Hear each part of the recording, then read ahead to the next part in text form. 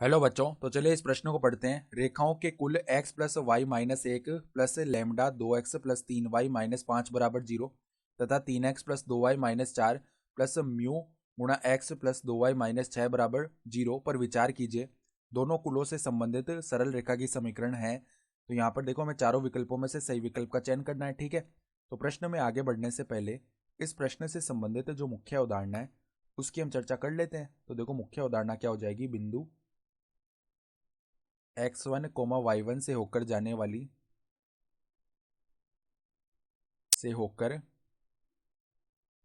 वाली व m प्रवणता वाली रेखा का समीकरण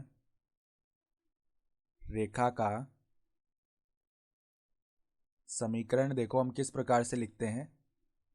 ये हम लिखते हैं y माइनस वाई1 बराबर में m गुणा में x माइनस x1। इस प्रकार देते हैं समीकरण को।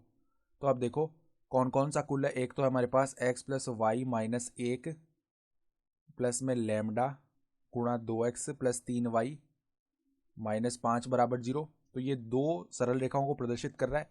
एक तो आ रही है x प्लस वाई माइनस एक बराबर 0, एक तो ये रेखा आ रही है। ठीक है, और दूसरी रेखा आ रही है, देखो हमारे पास 2x प्लस 3y माइनस 5 बराबर 0।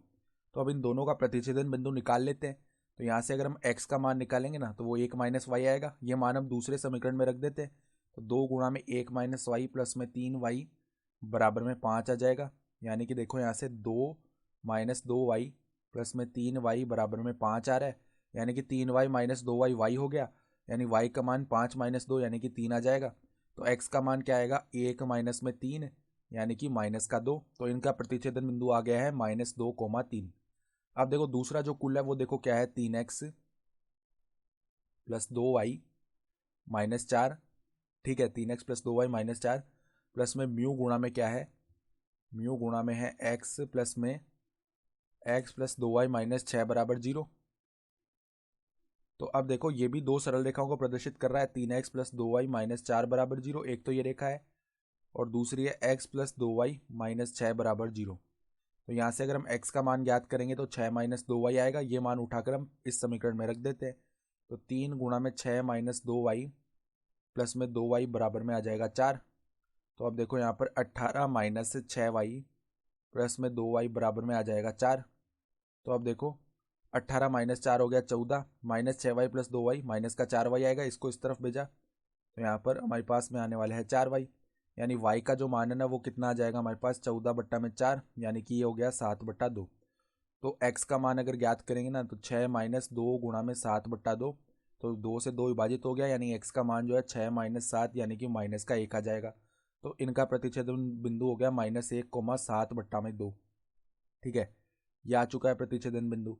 तो अब देखो हमें क्या करना है, इन दोनों प्रतिच्छेदन बिंदुओं से होकर जाने वाली सरल रेखा बतानी है। वही इन दोनों कुलों से संबंधित हो जाएगी। ठीक है, तो अब y पहले हम क्या करते हैं, उस प्रवणता ज्ञात कर लेते हैं। तो प्रवणता कैसे लिखते हैं? y2 माइनस वाई वन बट्टा x2 माइनस x1।